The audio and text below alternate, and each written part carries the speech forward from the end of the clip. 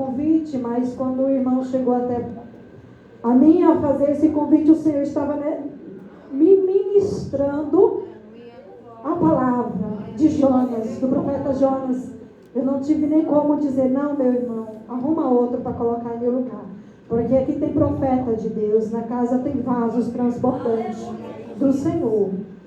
A palavra do Senhor diz assim, todos acharam? Amém. A palavra do Senhor diz assim: e veio a palavra do Senhor a Jonas, filho de Amitai, dizendo: levanta-te, vai à grande cidade de Nínive e clama contra ela, porque a sua malícia subiu até a minha presença.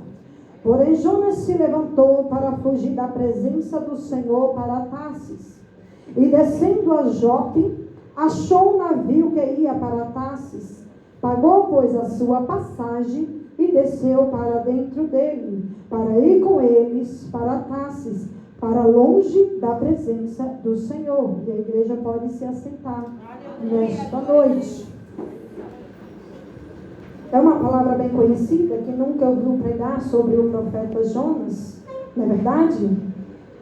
Mas, irmãos, estamos no culto de missão e todos nós sabemos que missão ficou para a igreja. Todos nós temos esse cargo de fazer missão. Jesus, quando ele veio à terra, ele veio numa grande missão. Missão essa de fazer conhecido o nome do Pai e trazer redenção a nós, seres humanos. Ele cumpriu a sua missão. Ele não falhou naquilo que o Pai lhe entregou. É verdade que lá em João, capítulo de número 4, versículo de número 34, ali vai dizer que os discípulos chegaram até ele e dizer: mestre, come. Mas Jesus fala ali para aquele discípulo: uma só comida tenho a comer, que é fazer a vontade daquele que me enviou e completar a sua obra. Ele completou esta obra, só que completando esta obra, ele transfere então a missão para a igreja. E todos nós sabemos, lá em Atos dos Apóstolos, que estando ali os discípulos, Jesus fala para eles permanecer em Jerusalém, até que do alto pudesse receber a plenitude do Espírito, o poder que desceria do alto sobre eles, para ser então testemunha de Jesus, tanto em Jerusalém quanto em Samaria e até aos confins da terra. Isso quer dizer, em todo o mundo. E nós sabemos então que a igreja primitiva obedece, ela dá continuidade a essa grande missão. Só que missão não ficou só para a igreja primitiva lá no passado. Missão também ficou para a igreja atual. Missão ficou para mim e missão ficou para você. Jesus, ele não quer somente estar entre nós. Jesus, ele quer operar por nós. Jesus, ele quer operar por você. Jesus, ele quer operar por mim. Hoje, nos dias atuais, Marcos, lá ele falou no capítulo 16, versículo de número 15: ide por todo o mundo e pregai a toda criatura. Aquele que crê e for batizado será salvo, mas quem não crê já será condenado. E aqui, irmãos, nós sabemos que missão é para todos, mas missão não está no coração de todos. Porque existem dois pontos muito importantes, e é um dos grandes mandamentos que Jesus deixou, que é amar Deus sobre todas as coisas, amar teu próximo como a ti mesmo.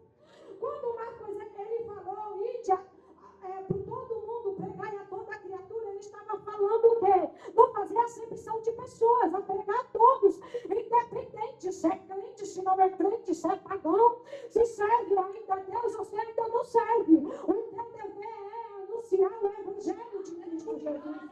Ele te chamou para isso. Só que esse grande mandamento que Jesus deixou, amor. E para fazer missão tem que ter este mandamento, tem que ter amor às almas. E o Senhor colocou em meu coração aqui este livro do profeta Jonas. Porque a gente vai ver que Deus, ele fala com Jonas. Jonas era filho de Amitai. E Deus fala, a palavra do Senhor veio até Jonas. Jonas, ele tinha uma vocação, Jonas, ele tinha um chamado. E nesta noite eu vou pregar para Jonas aqui neste lugar. Nesta noite o Senhor te trouxe aqui, Jonas, para falar com você. A palavra do Senhor não vem em vão, igreja. sua igreja, o Senhor conhece o seu povo. E a palavra do Senhor vem a Jonas dizendo, primeiramente para Jonas se levantar. Jonas, ele recebe essa vocação. E quem tem vocação sabe da sua vocação. Porque por algum momento já ouviu a voz do Senhor. Ou por algum momento ele já sentiu em seu coração o ardor de fazer a vontade de Deus. Jonas sabia do seu chamado. Jonas, ele sabia da sua vocação. Quando ele recebe ali o chamado de Deus, ele ouve a voz de Deus, diz a palavra do Senhor que ele não se posiciona da forma que Deus queria que ele se posicionasse. Porque esse se levantar aqui, Deus não estava dizendo para ele se levantar, porque ele estava deitado numa cama, ou porque ele estava sentado numa cadeira. Deus estava mandando ele se levantar, porque era tempo dele se posicionar como profeta. Deus estava mandando ele se levantar, porque era tempo dele voltar a obedecer. Deus estava mandando ele se levantar, porque Deus queria usar ele. Porque existia um povo ao qual Deus queria salvar. Este se levantar aqui é Deus dizendo, é tempo de se posicionar. Este se levantar aqui é Deus dizendo, é tempo de trabalhar. Este se levantar aqui é Deus dizendo, é tempo de obedecer. Mas Jonas já tinha o interesse certo aí. Jonas já tinha recebido a palavra de Deus. E ele se levanta aí ao contrário da palavra do Senhor. Ele se levanta, ele vai a Jope, ele compra sua passagem para ir para Tarsis. Fugindo ali da presença do Senhor, a Bíblia é bem clara. Quando ela diz que Jonas estava fugindo da presença de Deus. E é até engraçado falar isso, mas isso não foi brincadeira, isso foi algo que aconteceu. Jonas, ele tentou fugir da presença do Senhor. Só que eu acho bem interessante aqui, é que o Deus que fala para Jonas se levantar, agora é um Deus que permanece em silêncio, é um Deus que não proíbe de Jonas descer até Jope, é um Deus que não proíbe de Jonas comprar aquela passagem, é um Deus que não proíbe de Jonas entrar dentro daquele barco, mas é um Deus que fica em observância, em ver até onde Jonas iria. Existe um momento em nossa vida que Deus não vai pedir a tua escolha. Deus, ele vai te observar. Você pode estar achando que está distante da direção de Deus, que está fugindo da presença dele. Mas Deus diz, eu estou te observando. Eu estou te vendo. Eu estou te olhando. E Jonas desce para dentro daquele barco. E Deus permanece observando. E eu acho bem interessante que começa agora Deus entrar em cena. Deus começa a usar a natureza. Porque ele é aquele que fez céus e terra, mar. Ele fez o vento, ele fez o homem, ele fez a mulher.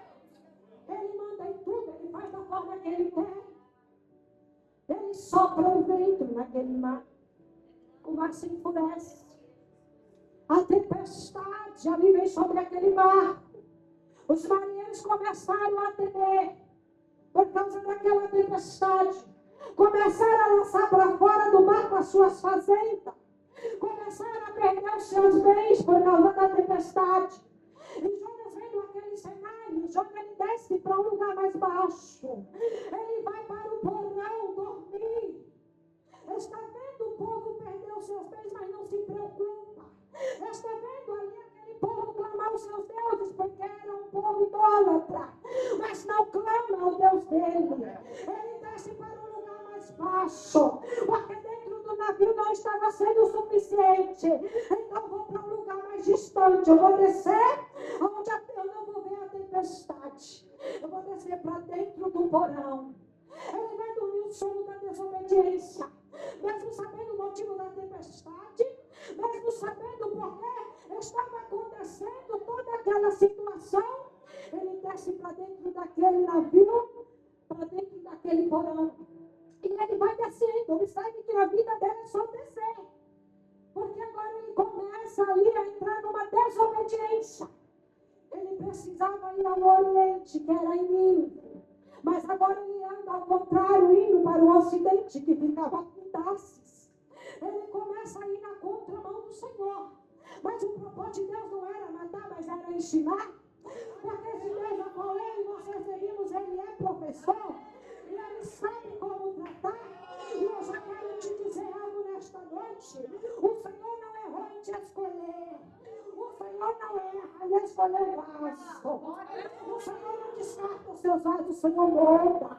O Senhor transforma. O Senhor ensina. A tempestade estava sobrevivendo daqueles marinheiros que não sabiam mesmo o Deus de Jonas. E eles ficaram atemorizados com aquela tempestade. Começaram a clamar a seus deuses e a tempestade não se acalmava. Então o mestre do navio desce ali até o porão e diz: o que tem dormente? O que tem dormioco? Levanta-te. Clama a teu Deus. Quem sabe assim nós não morremos. Você está entendendo que é noite de você se levantar? Você está entendendo que é noite de você clamar? Você está entendendo que é noite de você tomar posição? Mas a Jonas aqui que está dizendo: Deus está vendo a minha posição. Deus está vendo essa tempestade. Eu nem preciso voltar. Eu não preciso voltar. Eu não preciso obedecer. Eu não preciso me posicionar. Porque o Senhor há de se levantar. Mas eu quero te dizer: essa tempestade não vai levantar o Senhor. Essa tempestade foi mandada para te levantar. Essa tempestade foi mandada para despertar crente nesta noite. E não me prova que tempestade não espera o Senhor. Eu te provo. Vamos lá em Mateus 8, versículo de número 23. Jesus estava onde? Na proa do barco. Estava com os discípulos. Os discípulos já estavam na obediência, seguindo a Jesus. No mar se levanta uma grande tempestade, a qual eles ficam atemorizados. E a tempestade não desperta Jesus. Jesus, ele continua dormindo dentro do barco. Mas eu acho muito interessante que quando os discípulos chegam até Jesus: mestre, desperta, porque nós vamos morrer. Aí Jesus, ele se levanta. Ele acalma o vento e o mar e faz-se uma grande bonança. A tempestade não desperta, mestre, mas o teu clamor desperta. O teu posicionamento vai despertar.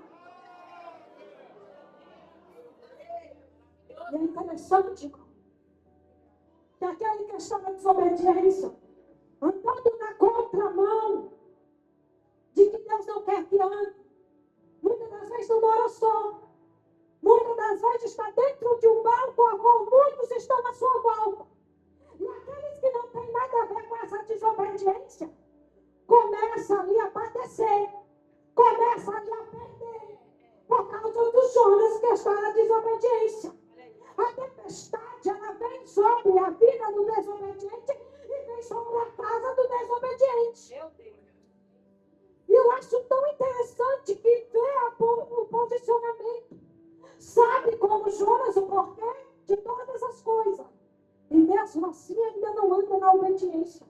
E mesmo assim ainda não obedece à voz de Deus. Entenda que quando o mestre chega até Jonas e fala para ele levantar e clamar a Deus, Jonas não clama.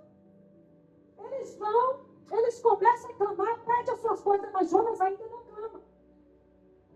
Eles lançam a sorte cai sobre Jonas.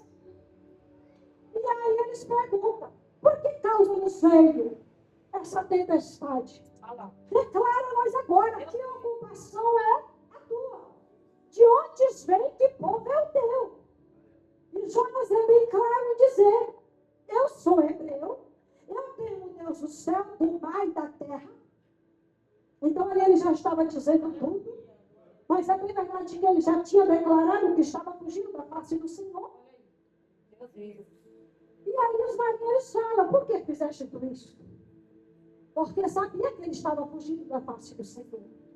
Sabia que ele estava fugindo do chamado do Senhor. E agora o que nós vamos fazer? Eles começam de tudo quanto é maneira para poder acalmar aquela tempestade. Eles tentam até arremar para poder voltar com o barco. Mas a tempestade cada vez mais se engrossava. E tem gente aqui dizendo que a bonança vai chegar, mas Deus diz, não vai não. Enquanto você não se igreja, eu vou passar o que Deus está me mandando. Eu sei que muitos não estão gostando. Mas eu vou passar aquilo que Deus olha em mim. Essa tempestade vai engrossar. Enquanto você não se posicionar, essa tempestade não vai acabar sobre dentro do teu barco. É interessante que eles tentaram de tudo. E eu já quero dizer para você que está na posição que está com Jonas dentro do teu barco. Não coloca as tuas mãos na onde Deus colocou a dele. Você sabe que Jonas está na obediência, mas coitadinha. Ah, mas coitadinho dele. Coitadinho de você se colocar a tua mão onde Deus está tratando. Coitadinho de você se colocar Jonas dentro desse barco. Você vai pegar a tempestade. Você vai passar junto com Jonas. Porque o Senhor colocou a mão dele. E quando o Senhor coloca a mão dele, ele diz, a peleja minha não é tua, tu não terás que pelejar. Deixa eu tratar com Jonas, porque eu conheço Jonas. Deixa eu ensinar com Jonas, porque conheço e vocacionei Jonas. Deixa Jonas comigo, tira a tua mão da vida de Jonas. Porque a vida de Jonas pertence a mim. Eles tentaram, mas eles não conseguiram. Estava na mesma tempestade que Jonas. Então, ali acho tão interessante que eles temem tanto e ver o poder que este Deus ele tem. Que eles começam ali a perguntar para Jonas o que faremos. Jonas fala, me lance no mar. Só existe uma forma, me lance no mar, mas não só existe essa forma. Ele poderia clamar e dizer, me leve a Nínive, porque eu preciso fazer a missão. Me leve a Nínive, porque eu preciso estar na posição. Mas o propósito de Jonas, eu acho que era morrer e não obedecer. Está vendo o barco quase quebrando, em tempo de morrer. Mas mesmo assim ainda está duro de coração para voltar para a presença de Deus. Mesmo assim ainda reluta, dizendo, não, porque aqui está aconchegado. Não, porque aqui estou no comodismo, mas Deus não te chamou para o comodismo, Jonas. E ele pede para lançar no mar. Pensando ele que ia estar distante da rota de Deus. Mas ele não sabia que Deus já tinha preparado uma rota. Ele não sabia que nessa rota Deus tem um aprendizado para a vida dele.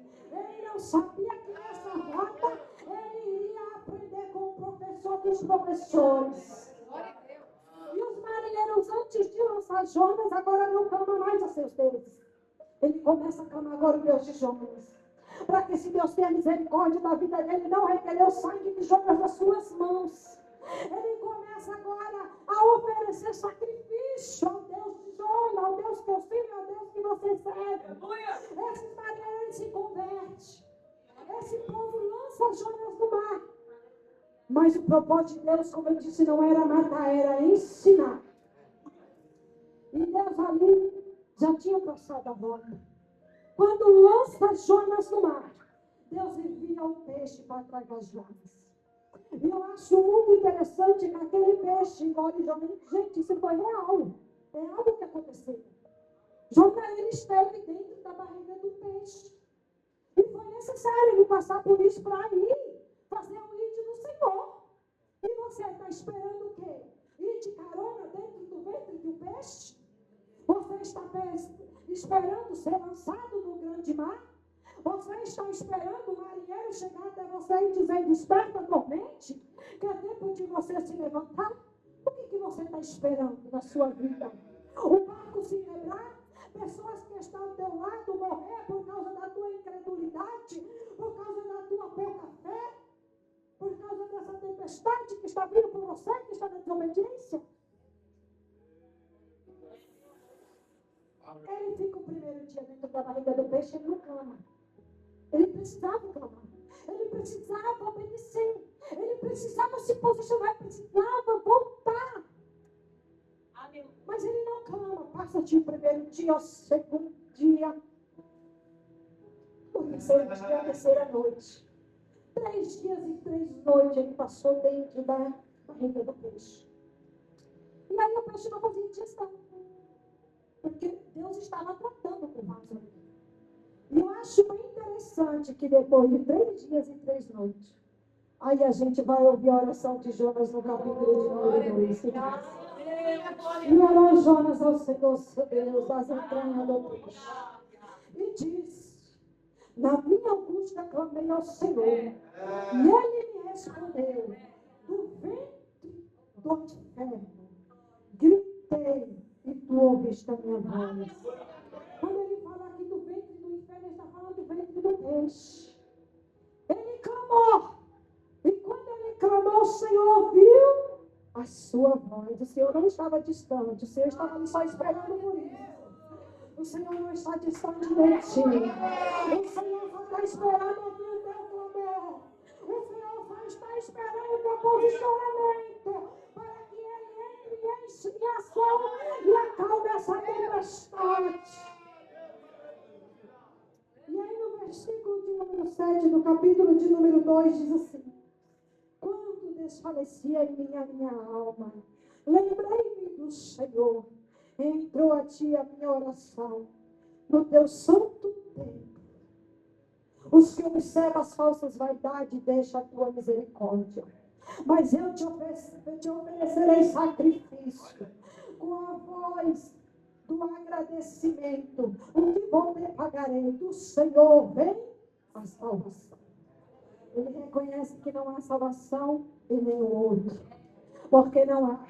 Só do Senhor vem a salvação. Quando Jonas reconhece isso, Deus fala com o peixe. E o peixe vomita Jonas em terra. Nínive era uma cidade muito grande. Nínive, na verdade, era uma capital. Era a capital dos assírios. Os assírios, nesta época, era quem mandava ali, que governava o mundo. Era um povo ali, ninivitas, muito cruel. Era um povo sanguinário, era um povo politeísta, era um povo pagão que adorava outros ídolos, mas era este povo que Deus queria enviar o profeta. Só que o profeta não estava fugindo pelo fato do povo ser cruel. O profeta estava fugindo porque sabia que Deus era misericordioso. O profeta estava fugindo porque sabia que Deus ia salvar aquele povo. E Jonas ouve a voz de Deus pela segunda vez. Eu acho bem interessante, pela segunda vez. E talvez seja essa segunda vez que Deus ele esteja falando com você. Ei, rosto, como é você? Talvez seja essa segunda vez que Deus ele fala para você se levantar. Porque eu tenho certeza que Deus já falou contigo. Porque eu tenho certeza que Deus já usou o profeta para falar contigo. E Deus é tão misericordioso que Ele nos dá a segunda chance. E a misericórdia de Deus não foi somente o povo de Nínive, mas veio também sobre a vida de Jonas. Veio sobre a minha vida. E eu creio que veio também sobre a tua vida. Nós não chegamos aqui por acaso. Ninguém sabe o que você passou, o que eu passei para estar aqui. Mas a misericórdia dele nos alcançou. E Deus fala para Jonas: levanta-te e vai à grande cidade de Nínive e prega contra ela a mensagem que eu te digo. E que mensagem era essa? A mensagem era simples. Daqui a 40 dias o Senhor vai destruir Nínive. E o Senhor sabia a forma de mandar essa mensagem. Daqui, então, Jonas ele entra pela cidade. Era uma cidade muito grande. E para pregar nessa cidade toda, ele tinha que andar 3 dias dentro da cidade. Não era 3 dias para chegar até a cidade. Era 3 dias pregando dentro da cidade. Você imagina? Num dia andando, mas chega até onde? Itapevi? Não sei, Tebarueri, alguns que andam rápido. Mas imagina uma cidade que você tem que andar 3 dias dentro dela pregando. Era 3 dias pregando. Daqui a 40 dias, o Senhor vai destruir esta cidade. E ele entra dentro da cidade por um dia e começa a pregar. Daqui a 40 dias, o Senhor vai destruir essa cidade. E eu creio que aqueles que foram ouvindo foram espalhando a fofoca. Daqui a 40 dias, o Senhor vai destruir a cidade. Até chegar ao rei de Nínive. Eu acho tão lindo isso. Que quando chega diante do rei, que estava em seu trono, esta mensagem que o Senhor enviou, o rei ele desce do trono. O rei ele tira suas vestes reais. O rei ele se veste de pano de saco. O rei ele se assenta entre as cinzas. O rei agora começa a decretar ali, dar um decreto, para que todo o povo ali se vista de pano de saco. Para que todo o povo ali viesse clamar a Deus. Para que todo o povo viesse se arrepender dos seus pecados. Este rei estava reconhecendo que o rei dos reis era Deus. Senhor, aqui eu não reino mais, aqui é o Senhor que reina. Senhor, aqui é teu trono, é o Senhor que reina sobre nós. Eu acho que também que a palavra de Deus é verdadeira. Em 2 Crônicas 7:14, se meu povo que se chama pelo meu nome se humilhar, orar, buscar a minha face, se converter dos seus maus caminhos, eu, Senhor, virei do céu, perdoarei os seus pecados e sararei a sua terra. Esta palavra é real, igreja. Quando aquele povo se humilha, porque era a forma de humilhação daquela época, era vestir-se em pano de saco, se assentar entre as cinzas. Mas você entende que o rei desce do trono e reconhece quem é rei naquela cidade? Os animais foram cobertos de pano de saco. A igreja, aquele povo todo, entraram no jejum de não comer, de não beber, de clamar. O povo começa a se converter. O povo começa ali a confessar a Deus os seus pecados. E quando há humilhação, e quando nós confessamos a Deus os nossos pecados, Ele é Deus para se levantar, Deus vai nos perdoar. Porque Ele conhece o coração arrependido. Ele conhece o coração do verdadeiro adorador. Ele conhece. E onde estava Jonas? Estava ali esperando Deus matar aquele povo. E Jonas, igreja, como eu falei, ele não fugiu. Ele não fugiu. Porque o povo era cruel. Ele fugiu porque sabia que Deus iria salvar aquele povo. E ele fala para Deus. Ele fala para Deus, Senhor, não é isso que eu falei para você estando lá? Talvez a casa dele, eu não sei, a Bíblia diz onde ele estava quando Deus o chamou. Não foi isso, Senhor, que eu havia falado. Por isso me preveni fugindo. Porque sabia que tu és um Deus longânimo, misericordioso e tardio em irar. Jonas sabia o amor de Deus pela vida do pecador. Porque Deus ama o pecador, mas abomina o pecado. E Ele nos mostra isso na cruz do Calvário, que Ele não fez acepção de pessoas. Ele me ama da forma que Ele te ama. Ele te ama da forma que Ele me ama. E Jonas fugiu. Porque sabia. Porque sabia do amor de Deus. Porque sabia da misericórdia de Deus. Ele tentou fugir. Mas sabe qual o salmista no Salmo 139? Ele diz, para onde me irei do teu espírito? Para onde eu fugirei da tua face? Se eu subir aos céus, tu estás. Se eu fizer minha cama no inferno, tu também estás lá. Para onde eu e você fugiremos do espírito dele? Se nós fizermos a nossa cama no inferno, a presença dele ali também está. Não tem para onde fugir da presença do Senhor. Jonas, ele se revolta, mas Deus ali, ele queria ensinar a Jonas. Jonas, ele sai da cidade e vai para o Oriente se assentar. Faz uma cabana e estando ali debaixo daquela cabana, Deus faz nascer uma árvore, uma bamboreira, que faz sombra para Jonas. E Jonas fica tão leve pelaquela bamboreira que estava fazendo sombra sobre si. Mas no outro dia Deus manda um verme que come aquela bamboreira. E Deus manda um vento oriental. E junto com o sol fere a cabeça de Jonas ao ponto de Jonas desmaiar. E quando Jonas ali, ele desgostoso, revoltado com o Senhor. Por causa da borboleta que o verme tinha comido. Mas ele não se alegrou com a salvação de 120 mil homens a mais. Lá da cidade de Nínive. Ele poderia estar dentro de Nínive dando glória a Deus. Glorificando a Deus Todo-Poderoso por aquela salvação. Mas ele estava revoltado, indignado, porque Deus estava salvando aquele povo. Aí Deus fala, Jonas, tiveste tu misericórdia da baboreira que no dia cresce um outro nome?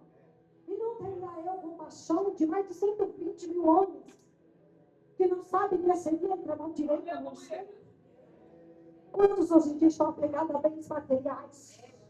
Quantos hoje em dia estão apegados à riqueza, às coisas terrenas?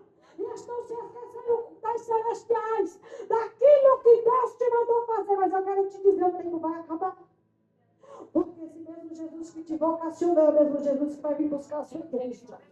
Então, meu Deus diz, é tempo de se levantar essa noite. Ele te chama hoje, esta é a segunda chance.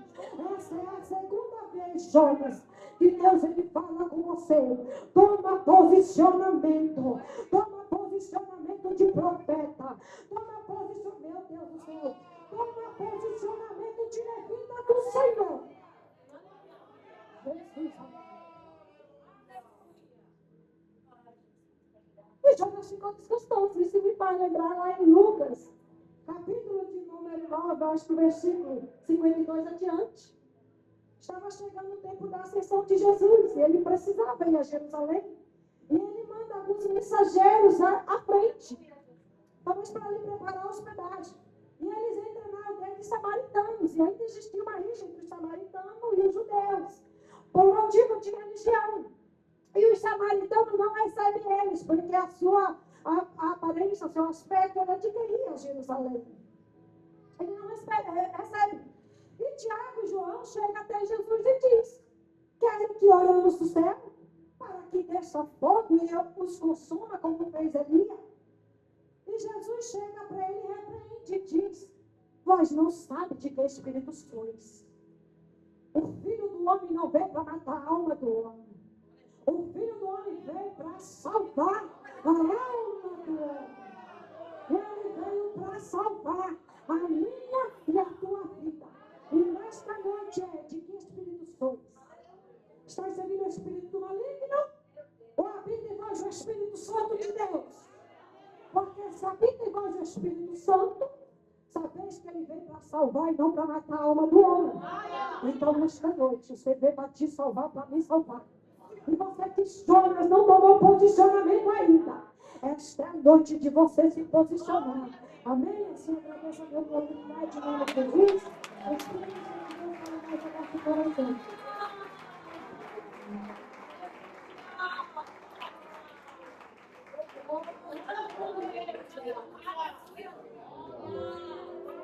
Glória a Deus. Boa esta palavra, né, irmãos? Quem recebe esta palavra? Quem recebe?